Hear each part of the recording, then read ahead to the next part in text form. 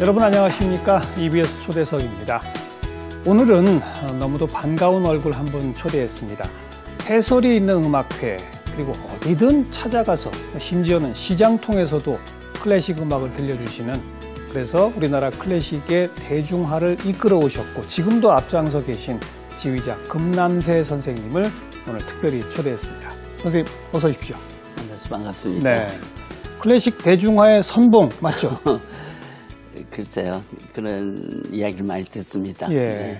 그 시작이 아마 방금 제가 언급했던 해설이 있는 음악회 같은데, 그죠? 네. 그게 언제부터였었죠? 제가 알기로 한 93년도 90년대 초반 예술의 전당에서 네, 네. 이때까지 그 당시에 이제 예술의 전당이 국가의 소속이니까 여러 프로젝트를 하지만 청소년 음악회를 했던 것입니다. 그런데 그 흥미로운 것은 해관 입장에서는 외국 오케스트라라든지 큰 프로젝트 대가들을 불러오는 것을 예술의 전당의 메인 프로젝트라고 생각하고, 그렇죠. 청소년은 그냥 할 수 없이 한다 하면 좀 표현이 어떨지 몰라도, 그래서 그게 활성화가 안 되는 프로젝트였어요. 그런데 우연히 그 예술의 전당에서 이것을 금성이 맡아서 할 의향이 있겠냐 했을 때, 저는 어떻게 보면 그거야말로 미래를 위한 필요한 일이다. 필요한 일이다. 제가 하겠다. 이렇게 시작한 거죠. 근데 뭐 내가 한다 이런 게 중요한 게 아니라 어떻게 하면 그러면 이걸 그렇죠. 통해서 실제로 청소년들이 클래식 음악을 좋아하게 할까. 그러려면 애정이 필요하지 않습니까? 그래서 이제 제목부터 바꾸자. 뭐 예를 들자면 그때 제 기억으로는 금난세와 함께하는 세계 음악 여행. 세계 음악 여행. 그래서 나라별로 그게 1년에 9번 했는데 1년에 9번. 뭐 영국, 미국, 독일 나라를 테마로 잡고 그다음에 그냥 아이들에게 연주를 하면 당연히 어려운 부분이 있으니까 모르니까 알려주자. 책에 없는 거. 책에서 거. 읽을 수 있는 정보는 아니고 실제로 그 음악이 어떤 모양을 가지고 있다. 이런 것을 들려주면서 설명하면서 음악을 하면 어떻게 했냐 했더니 전당에서 굉장히 그 새로운 시도다. 그다음에 이제 우리 지금은 안 그렇습니다만은 어른들은 이제 음악회 같은 거는 가면 표를 산다는 것보다 초대되는 거. 그렇죠. 영화관은 다 표를 사서 가지만 그건 뭘 의미하냐면 어릴 때 표를 안 사봤기 때문에 그런 게 아닌가. 초대권 문화에 있죠. 그래서 특히 클래식은 청중이 없으니까 더 초대를 많이 하고. 그래서 안 되겠다. 아이들이 용돈으로 살 수 있는 가격으로 그 당시 한 2,000원인가 이렇게 했습니다. 그러니까 아이들에게 표를 사는 습관도 필요하다. 이제 이런 식의 여러 가지 아이들에게 서비스다라고 생각하고 플랜을 짰을 때 그 첫 회가 매진이 됐습니다. 아니 그리고 몇 년 동안 계속 매진이 됐다고. 사실 그랬습니다. 그래서 이제 저는 감사한 거죠. 저의 그 설득 우리 애정이 받아들여졌고 지금도 가끔 연주를 하면 그때 제가 초등학교 때 그 음악회 들은 경우가 있습니다 하고 많은 사람이 저에게 인사합니다. 그러니까 원래 예술의 전당에 있던 프로그램인데 그걸 선생님께서 이름도 바꾸고 형식도 바꾸고 그리고 티켓도 팔기 시작하고 그러니까 그런 발상, 그런 아이디어가 어디서 왜 나오신 거예요? 글쎄요. 저는 이제 그 음악가고 지휘자지만 그 보는 관점이 내가 훌륭한 곡을 연주하고 좋은 오케스트라를 지휘하고 이런 것도 중요하지만 과연 우리 음악계 전체 쉽게 이야기하면 나무가 아니라 숲을 어떻게 볼 것인가. 그런데 삶에서는 언제나 그런 게 필요하잖아요. 자기가 한쪽에 집중을 하지만 그것이 사회와 어떻게 호흡하느냐. 우리가 아무리 훌륭한 예술가가 있다 하더라도 그것을 이해하는 청중이 없으면 의미가 없다. 그냥 고독하게 혼자 살다 하시는 거죠.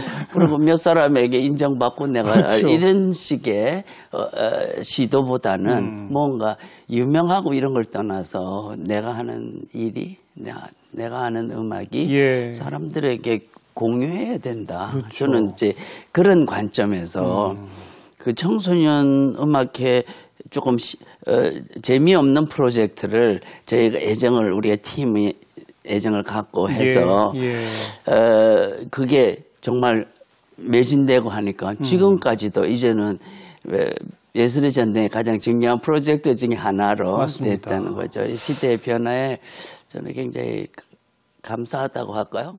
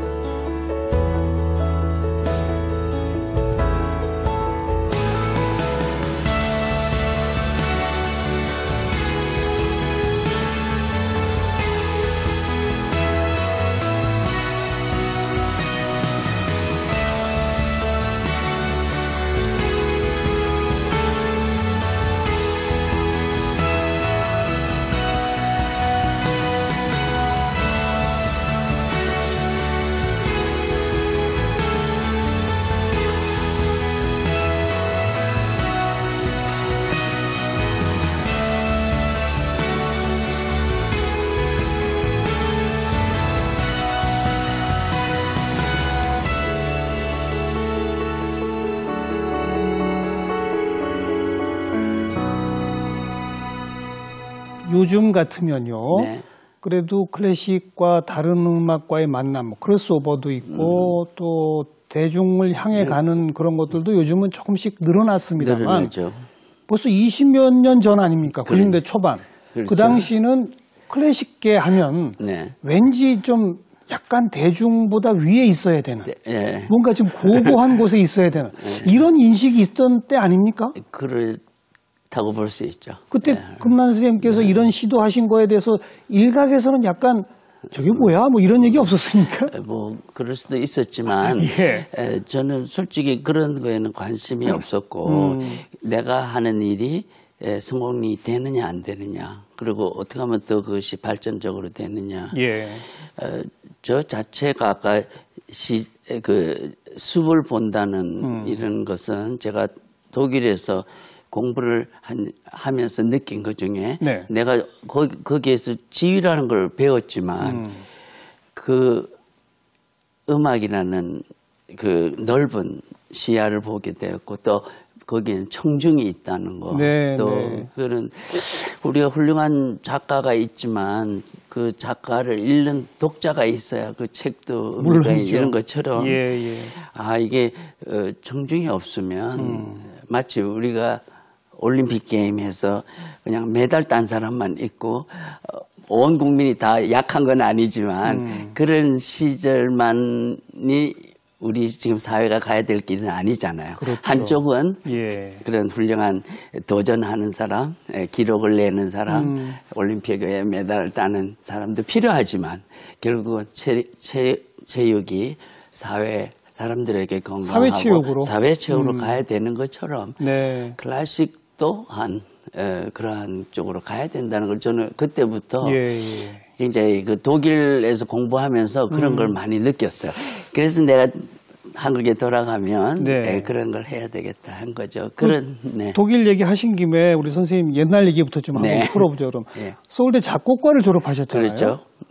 그때까지는 지휘는 이제 아니셨고. 저는 서울예고에 작곡가로 졸업을 했지만 지휘과가 없습니다. 지휘과가 없어요. 그래서 이제 작곡가로 들어갈 뿐이었고 그게 비슷한 공부가 있으니까요. 꿈은 지휘자인데. 지휘자이셨고. 그래서 제가 우리가 바이올린이나 피아노 하면 악기점에 가서 살 수 있지만 지휘자는 오케스트라를 살 수 없잖아요. 맞아요. 그래서 제가 그 예고를 떠난 여러 학교에 이화대학, 연대, 한대, 서울대 이런 친구들을 독려해가지고 우리 대학은 자율적인 공부가 중요하다고 하니 우리가 만나서 오케스트라를 한 30명, 20명 이렇게 해서 오케스트라를 만들면 어떻겠냐. 서울예고 동창생들끼리 중심으로 그렇게 설득을 했습니다. 그런데 이제 그 사람들의 표정은 이 친구가 지휘를 정말 하고 싶구나. 약간의 동정 이런 것도 있고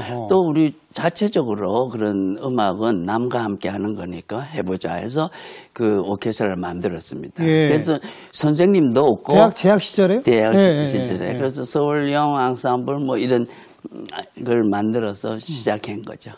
그때 지휘를 직접 했죠. 그 뭐 지휘를 제대로 안 배웠지만 저는 이제 지휘자가 되려고 하니까 나름대로 제가 독학을 했고 그래서 했습니다. 지휘자가 되고 싶다는 꿈은 언제부터 갖기 시작하신 거예요? 60년대니까 제가 청소년 때죠. 서울 예고 다니시고 이럴 때? 그 전이죠. 그 전부터? 그 전에 번스타인이라는 사람이 번스타인.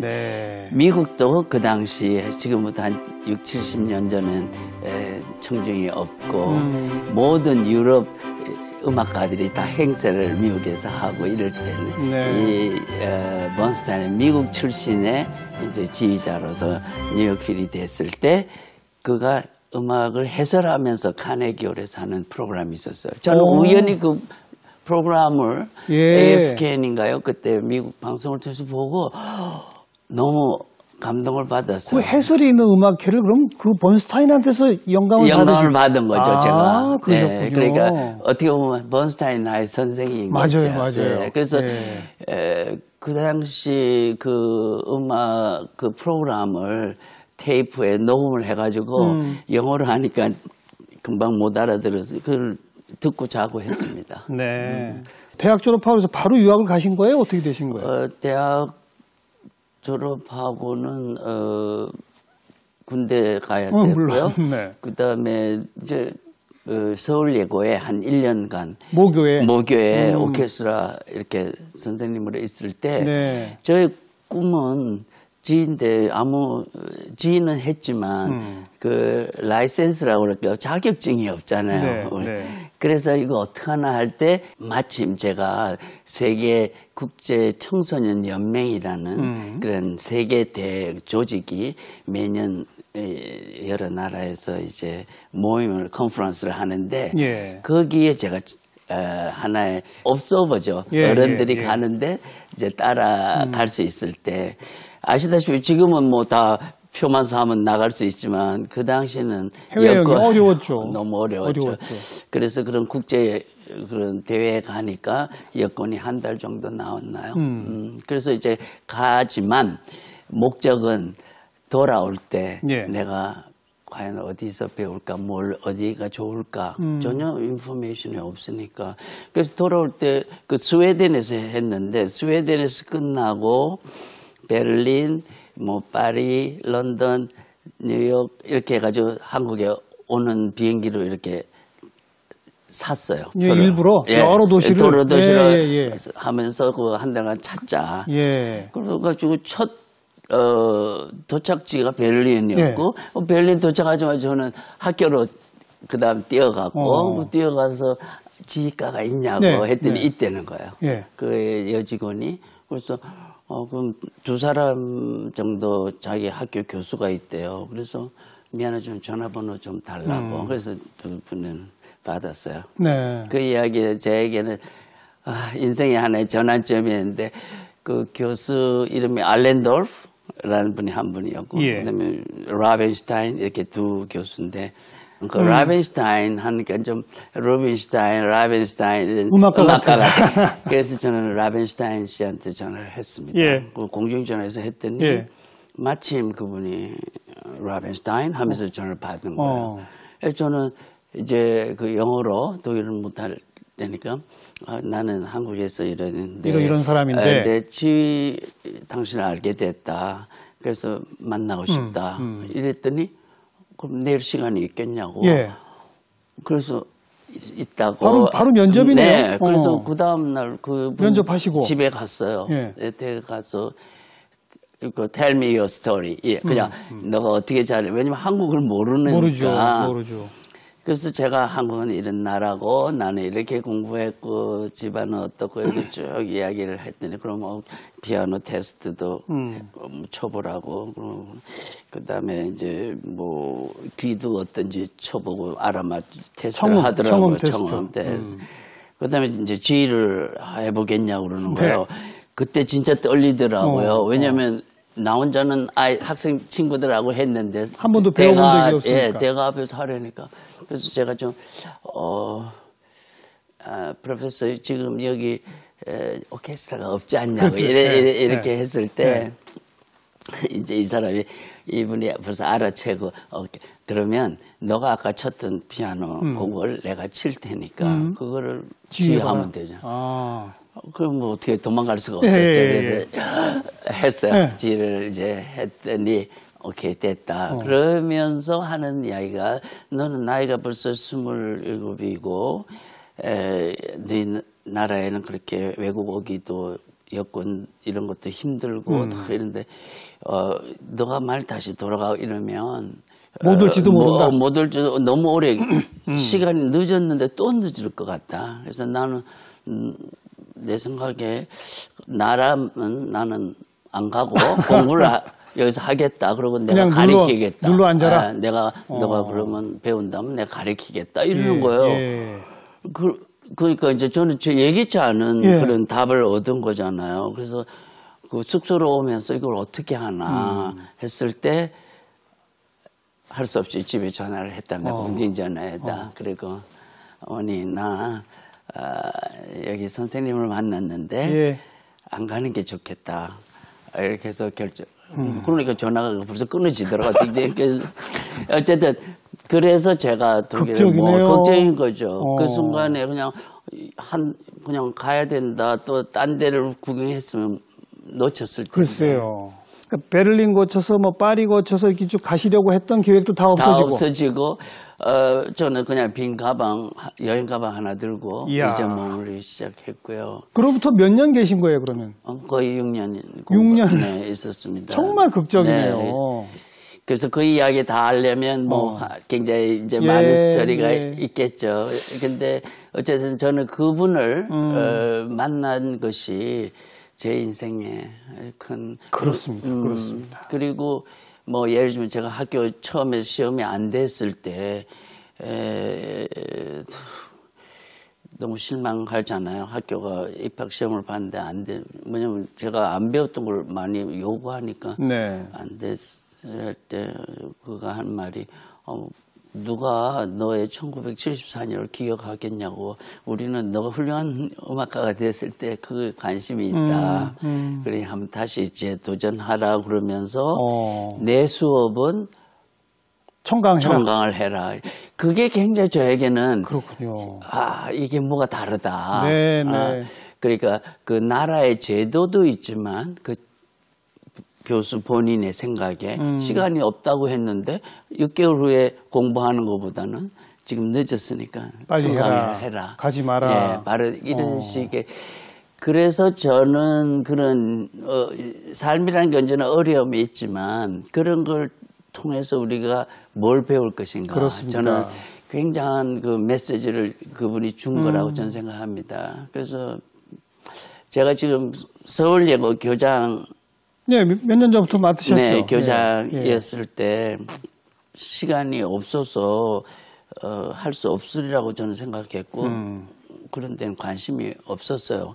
저는 음악 현장에 다시 말해서 시장이라고 그러면 학문 쪽이 있다면 시장 쪽에서 나는 그렇죠. 일을 해야 된다라고 해서 현장에서 한다.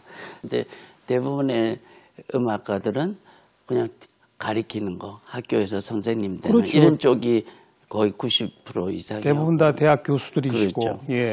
그 음악이 가리키는 것만은 다는 아니거든요. 정말 여러 현장과 시장과 이런 관점에서 저는 이제 도전을 했는데 그게 몇 년 전이죠? 3년 전입니다.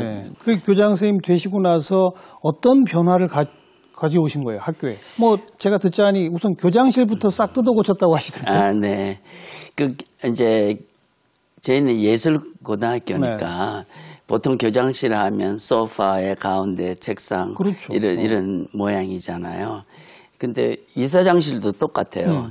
그러니까 제가 생각할 때는 제가 매일 나가는 것도 아니고 그 교장실이 아이들이 들어와서 연주를 한다든지 테스트를 한다든지 피아노를 친다든지 이런 걸 할 수 있는 공간으로. 그러니까 지금 여기 이 스튜디오처럼 굉장히 그 카페 같은 느낌으로 바꿔버렸어요. 있던 물건을 다 없애고. 그래서 피아노도 갖다 놓고 이래서 수시로 아이들이 와서 연주를 하고 제가 티칭을 한다 그러니까 좀 이렇게 음악적으로 제가 피아노를 가리키는 거 아니죠. 나는 이렇게 생각한다. 대화를 합니다. 플루스 플루판 하고 이런 식으로 문화 공간으로 교장실을 바꿨고요. 그럼 선생님 학교에 출근해 계실 때 학생들이 많이 찾아와요? 많이 이제 가끔 갈 때 음악 선생님들한테 누구 어느 첼로 뭐 바이올린 하는 친구들을 또 발레 하는 친구들 모이라고 해라. 그다음에 이런 식으로 합니다. 그래서 저는 교장이 위험이 있는 교장보다는 친구 같은 교장이 되고 싶다. 왜냐하면 우리나라의 교육이 좋은 점도 있지만 또 아쉬운 점이 있다면 너무 예를 들면 학년끼리도 선배 후배 인사나 뭐 어떠냐 이런 문제가 얼마나 많이 생깁니까? 그러니까 저는 그걸 금방 바꿀 수는 없어도 저부터 교장이지만 학생과 함께 같이 격식 깨고 그런 거를 해야 되겠다 하는 게 저희 그거고. 그리고 제가 이제 매일 출근을 못 하는 것도 있고 아까 제가 그 독일에서 선생님을 만났는데 만난 것 자체가 행운인데 생각하면 6년 동안 저는 선생님한테 레슨비라는 걸 준 적이 없어요. 독일은 또 학교가 학비가 없죠? 없죠. 그러면 어떻게 세금을 낸 사람도 아니고 외국에서 온 사람인데 그런 학문에 굶주린 젊은이에게 아무 그거 없이 공짜로 정말 열심히 가리키는 그 모습 그 선생님 마치 그 6년 동안 저 사람은 내 아버지 같다라고 할 정도의 애정을 보여줄 때 저게 뭘까 했을 때 저는 예고 교장을 받고 나서 사인 이제 한 다음에 내가 얼마를 받는지는 모르지만 그 교장으로 받는 돈은 내가 받으면 안 되겠다. 다 기부하겠다. 그래서 이 돈을 지금 저금이 이때까지 돼 있습니다. 마치 저수지에 물을 이렇게 모으듯이 가뭄 때 쓰려고 모으듯이 그걸 모아서 저는 이 적은 돈이나마 학교를 위해서 쓰겠다. 이렇게 제가 그걸 했습니다. 이상하게 그 말을 하고 나니까 갑자기 내가 멋있어졌어요. 사람이라는 건 그런 것도 어떤 기회를 놓치면 맞습니다. 할 수가 없는 거건데 저는 그걸 하자마자 그 선생님 얼굴이 떠올란 거예요. 독일의 선생님. 내가 그분에게 빚을 갚는 것은 이런 걸로 내가 하는 거다.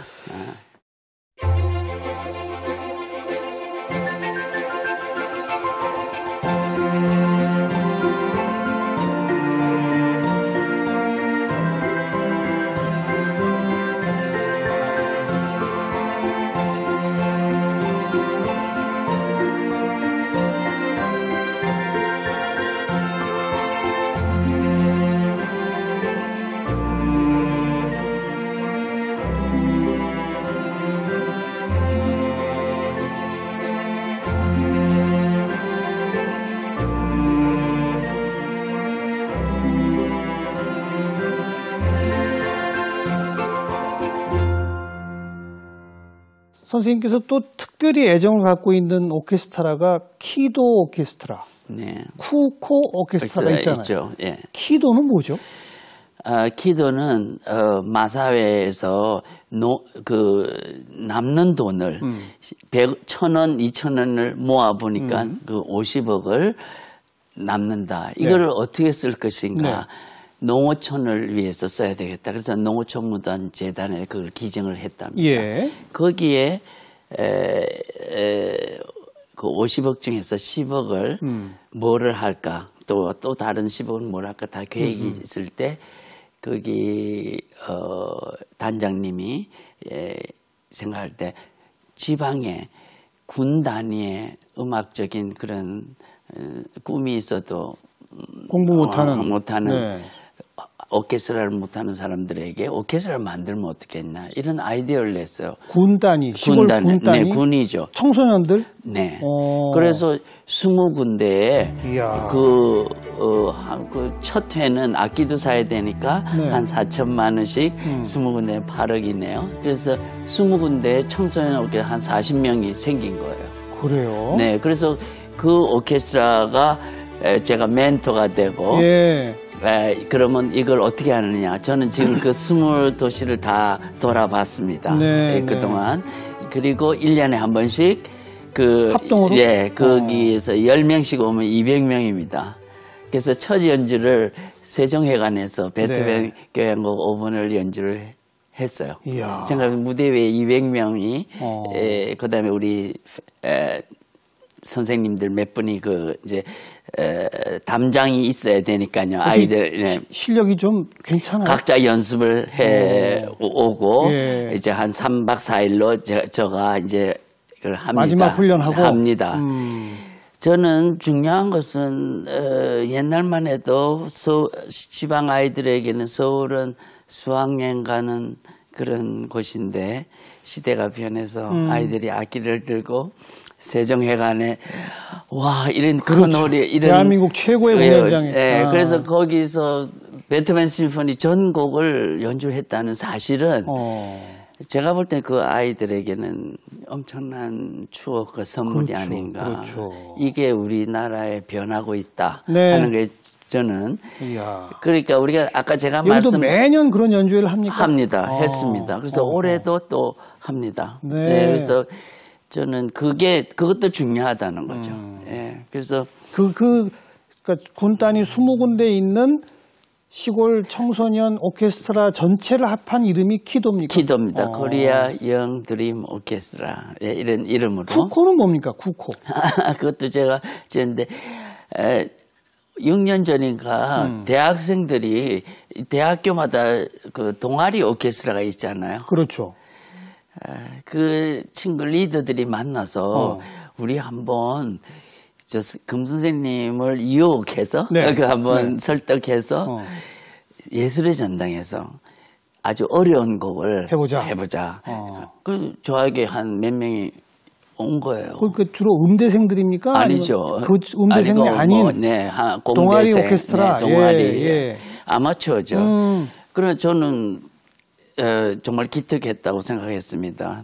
그리고 제가 아까 지휘자가 될 때 동아리잖아요. 아이들을 그는 물론 음대생이지만 그런 걸 생각하면 시대가 지금 우리 또 변하고 있구나. 그래서 그들에게 용기가 된다면 하겠다. 그래서 제가 그때 스폰서를 구했어요. 또 그런 뜻에 그 홀을 빌려면 돈이 많이 들고 모든 게 어쨌든 그래서 예술의 전당에서 뭘 하겠냐 했더니 전람회의 그림인가 하고 차이콥스키 4번 심포니를 하겠다는 거예요. 그래 해보자 해가지고 이제 했어요. 근데 겨울반 지휘도 하시고 제가 지휘하고 훈련도 시키시고 훈련시키고 근데 이제 중요한 것은 훈련할 때 제가 만든 뉴월드 필하모니 오케스트라의 수석들이 함께 가리킨 거죠. 함께 가리키면서 지금 그 쿠코 출신 중에 공대 이런 친구들이 음악가로 또 해서 스위스에 유학 간 사람도 있고 아마추어였다가 아예 프로로 간 사람도 있고 더 고마운 것은 아까 키도 연주할 때 이 쿠코 출신들이 와서 한 15명이 매년 같이 지도를 합니다. 예, 그러니까 후배들을 생각하고 이러한 잘하면 이제 키도 출신 청소년들이 졸업해서 대학 가면 쿠코 활동하면 그렇게 하면 되겠네요. 네, 그렇게 되겠네요. 지금 선생님의 독일 유학 이야기 다음에 서울예고 키도 쿠코까지 들었는데 네. 제2, 제3의 금난세를 꿈꾸는 음악에 목말라 있는 누가 불러도 나는 간다. 가서 그 아이들에게 함께 경험을 공유하고 인생의 새로운 전환점을 만들 수 있는 계기를 주고 싶다. 그렇게 사시는 것 같아요. 네. 그러고 싶어요. 네. 그러니까, 저는 서울예고 교장이, 정말 좋은 학교의 교장이지만, 과연 내가 좋은 교장인가? 가끔 내가 제대로 방향을 잡고 있나? 이런 것도 사람이 이렇게 생각해야 되고, 저는 그거보다도, 만일 저 지방에 폐교가 되는 학교라든지 그렇죠. 이런 식의 곳에서 그렇죠. 혹시 정말 우리가 말하는 잘난 척하는 음악가가 아니라 음악을 사랑하고 음악을 통해서 사회에 호흡하려는 아이들이 있다면 난 그런 어디든 가서 하고 싶다는 작은 꿈은 있어요. 예. 또 하나 선생님은 어디든 가서 연주하는 걸로 유명하시지 않습니까? 네. 지금 공식적으로 맡고 계신 오케스트라가 몇 개죠? 우선 제가 만든 오케스트라는 뉴 월드 필하모니고요. 이게 우리나라 최초의 민간 오케스트라라고 할 수 있는 거죠. 네. 그 전에는 다 정부가 제도권 오케스트라죠. 제도권 시향이라든지 시립이라든지 그러니까 지방자치단체, 중앙정부 아니면 방송국 이런 그렇습니다. 데서 만든 거였다면 이건 어떻게 만드신 거예요? 제가 이제 수원시향을 떠나면서 저도 제도권 오케스트라 KBS에 있다가 수원에 갔고 그러다가 오케스트라를 관두게 됐는데 그때는 잡이 없는 거잖아요. 그런데 그때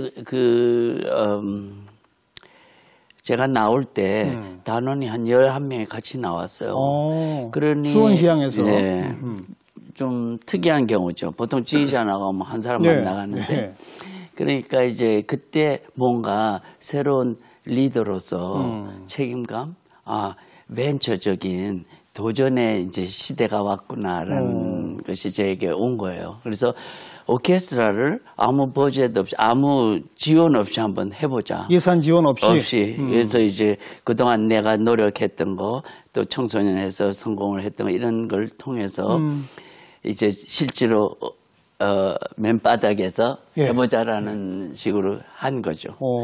그런데 그게 성공을 했습니다. 이때까지. 운영이 잘 됩니까? 됐죠. 예산 지원 없이?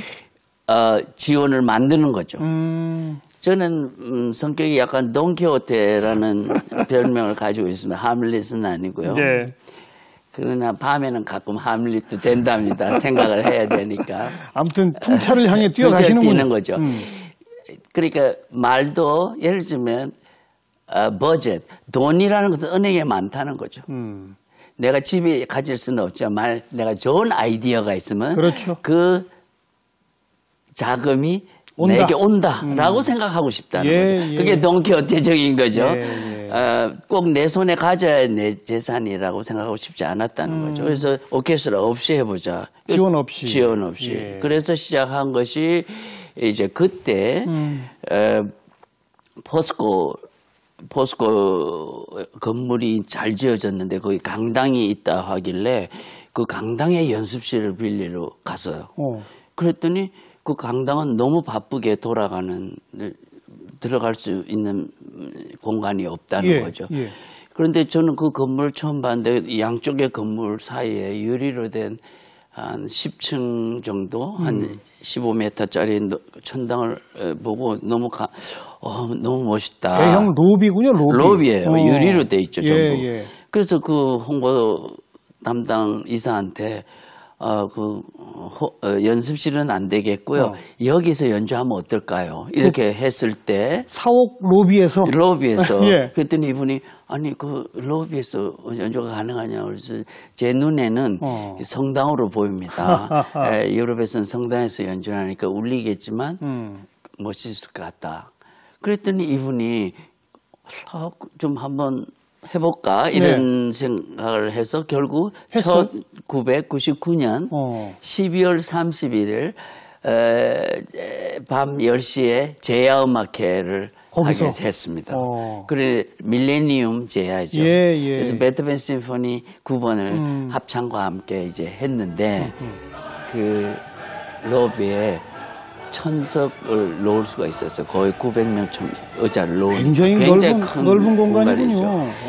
그래서 전 직원이 이제 앉아 있고 우리가 연주를 했고 제야의 종이 울리자 마지막 악장이 합창과 함께 했더니 이 곡이 끝나자마자 전부 기립박수가 나온 거예요. 이야. 이제 뭐 굳이 말한다면 영화 같은 장면이었죠. 그게 이제 민간 오케스트라의 첫 공연이었고. 이제 저희가 시작한 첫 연주가 그거였어요. 그런데 저는 그 다음 3일 후에 그 임원한테 전화를 했어요. 그래서 어땠냐고 이제 반응은 다 알면서도 어땠냐고 하니까 선생님 말 마세요. 너무 의미가 있고 뭐 모든 직원이 요새 칭찬받을 이럴 때 우리 예술가들이 제일 좋아하는 것은 연주가 끝난 다음 물론 브라보나 커튼콜 이런 걸 좋아하지만 정말 좋아하는 거는 다음 연주가 언제일까요를 좋아하는 거잖아요. 근데 이분은 좋았다만 하지 그걸 모르시는 것 같더라고요. 그래서 저는 모르는 분한테는 가르쳐 줘야 된다라고 생각하고 저도 좋았는데 저도 해보니까 이건 새로운 하나의 아이콘이 될 수 있겠다. 그래서 그 베토벤 교향곡 전곡을 연주하면 어떻겠냐. 그 로비에서 계속 제안을 했어요. 그랬더니 처음에는 그래요? 근데 그 성공이 너무 컸기 때문에 이분이 한번 생각하겠습니다. 검토하겠습니다. 해서 결국 검토한 결과 13번의 연주를 계약했어요. 그러니까 이거는 정말 흥미로운 일이죠. 선생님은 음악가이고 지휘자이시지만 문화 기획자세요. 또 들통나는군요. 실제로 지휘자라는 역할이 그런 부분도 있지 않나. 그런 데다가 제가 내 오케스트라를 지금 끌고 가야 되니까 그냥 내가 대단하다라는 이야기만 해서는 갈 수가 없다. 그래서 명함에 이 뉴올드 필하모닉에는 CEO라고 쓰신다면서요? 네, 그때부터 CEO를 썼습니다. 지금 1년에 공연을 몇 회나 합니까? 작년에 한 140회인가 이렇게 크고 작은 걸 했습니다. 지휘하는 연주는 한 100회 정도 했고요. 제가 볼 때 그다음에 실내악 이런 해설음악회. 저는 작년 여름인가 가을에 경북 덕수궁에서 야외음악회를 해달라고. 석조전 앞에? 석조전에서. 석조전이 아니고요. 덕수궁인데 거기 제가 지금 중화전인가 하여튼 음악회를 하나 봐요. 그래서 제가 거기 가서 음악회를 했어요. 근데 토요일 날 했는데 그 전에는 팝 음악회를 했고 토요일은 우리 클래식하고 오케스트라 뉴월드가 했는데 그 전날은 3,000명이 왔는데 우리는 5,000명이 왔대요. 제일 많이 왔다는 팝보다 클래식이 더 많이. 은근히 기분이 나쁘지 않았어요. 그리고 실제로 그 장소가 굉장히 아름다운 거죠. 그런데 바로 옆에 석조전이 보이잖아요. 우리나라 궁에 서양에 건물이 있는 곳은 세계 어디도 없는 건데 그것을 최근에 문화재청에서 그 고종이 그 사용한 침대나 객실, 접견실 이런 걸 다 리노베이션을 했더라고. 그러면서 거기서 음악회를 한다는 거예요. 석조전 앞에서. 네, 그 안에서. 청중은 100명이라는 예, 거죠. 예, 예. 그래서 제가 생각할 때 저는 지금 실내악을 어떻게 하면 우리나라에 많이 보급을 할까 이런 생각을 하고 있었기 때문에 이제 석조전에서 올해 그 6번을 제가 합니다. 그것도 또 맡으시고. 네, 맞대. 그러니까 이제 일이 자꾸 네. 많아지는 거죠. 아까 그 포스코 건물 로비 음악회 말씀하셨는데 네. 그 다음에 심지어는 뭐 동대문 시장, 명동 거리 네. 이런 데서도 콘서트 하셨잖아요. 했죠. 저희 오케스트라가 주둔하는 곳이 지금은 충무 아트센터입니다. 네. 그게 중구에 있는데 예. 그러니 그 중구에서 요청이 있습니다.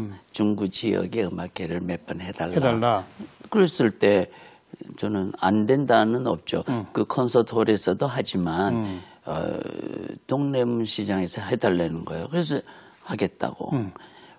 근데 우리 오케스트라도 역사가 15년, 16년 하지만 동대문 시장도 100년이 됐다는 거예요. 그렇죠.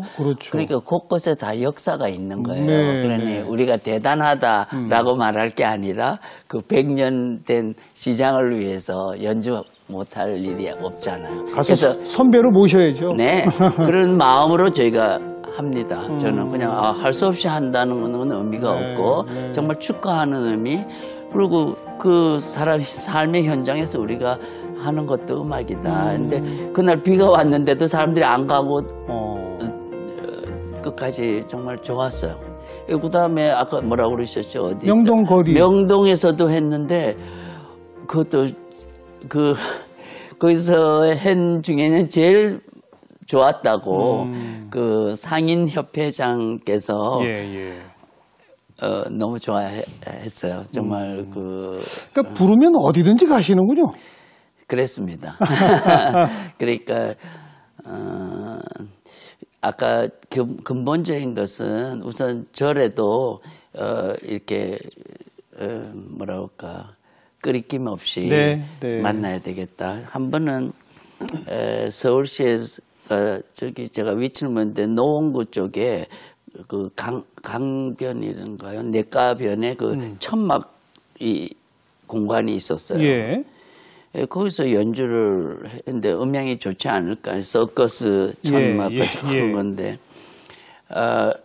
연주를 했어요.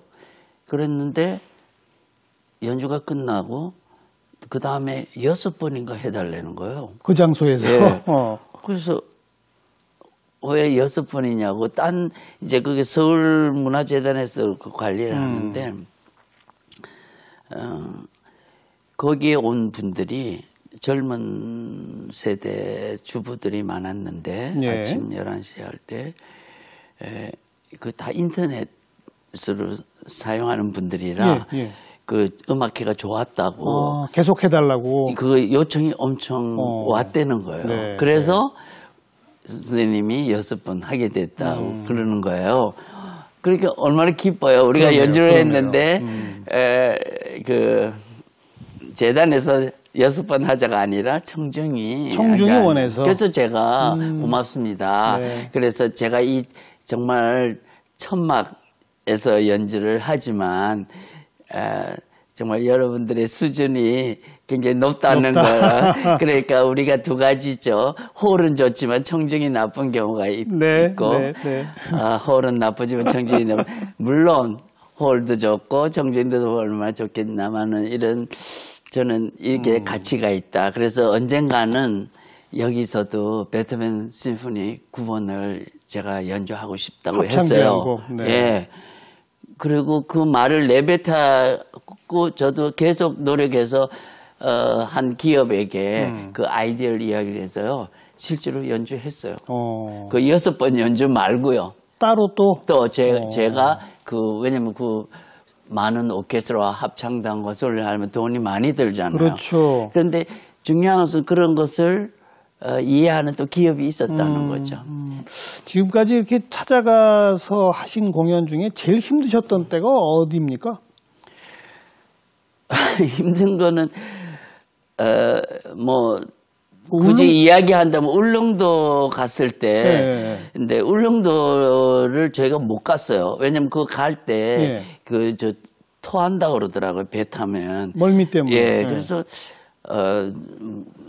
지도를 우리 단원들이 이제 걱정이 되니까 그것까지는 좀 하다 했는데 그 사실은 울릉도의 소년이 생각할 때는 왜 우리는 오케스트라를 한 번도 못 들을까 이러지 않겠나. 그럴 수 있죠. 그래도 그런 생각에 용기를 내서 그럼 갑시다. 그래서 이제 다 플랜을 짰어요. 그래 30명 타는 헬리콥터가 있대요. 근데 그날따라 그 안개가 많이 끼면 그 못 뜨죠. 못 뜨는 거래요. 그래서 할 수 없이 배를 아이고 그 원래 헬리콥터를 타야 되는데 배를 타고 갔는데 그러니까 아닌 게 아니라 그 안개 끼고 이 파도가 심해서요. 보통 거리보다 한 두세 배 걸렸어요. 시간도? 예, 그러니까 더 많이 토했겠죠. 다 단원들이. 그래서 그러나 결국 하지만 울릉도 주민들하고 약속은 해놓은 날이고 갔죠. 그러니까 헬기가 못 떠도 배 타고라도 가서 했어요. 그래서 했는데 홀이 다 지어지지 않았고 한 80% 정도 비는 웬만큼은 돼 있었어요. 아직 완공도 되기 전에. 네. 거의 뭐 복도에 안고 하여튼 꽉 차서. 이야. 예, 울릉도 최초 오케스트라 연주였다고 저는 생각합니다. 네. 그 건물도 홀도 완공되기 전에. 그러니까. 그러니까 금란세 선생님은 음악을 배우고자 하는 학생들이 있는 곳이라면 어디든지. 예. 음악을 듣고자 하는 사람이 있는 곳이라면 어디든지. 예. 그러니 몸이 두세 개라도 부족하실 수밖에 없는. 그래서 다들 미쳤다고 하죠. 예, 그래서 조금 요사이는 건강도 좀 걱정을 해야 된다. 마지막으로 이런 질문을 던져볼게요. 많은 대중이 클래식을 가까이 한다는 것, 그것이 갖는 사회적 의미가 뭡니까? 아까 은행에 많은 것이 돈이라고 했는데 우리가 이렇게 살다 보면 그 모든 게 물질적인 그것만이 재산이다라고 생각하기가 쉽잖아요. 네. 아무래도 그래서 좋은 걸 입어야 되고 좋은 걸 운전해야 돼 집이 이런 그러나 실제로 그런 물질과 관계없이 정말 훌륭한 사람의 강의를 듣는다든지 훌륭한 정말 우정, 친구와의 또 이웃과의 사랑, 화목 이런 거는 돈으로 계산할 수 없는 거죠. 네, 아름다운 자연을 통해서 사람이 착해질 수 있잖아요. 그렇죠. 우리가 설교를 듣고 꼭 뭘 알아야 착해지는 게 아니고 그 자연의 아름다움, 자연의 이런 것처럼 제가 아는 음악이 뭔가 사람들에게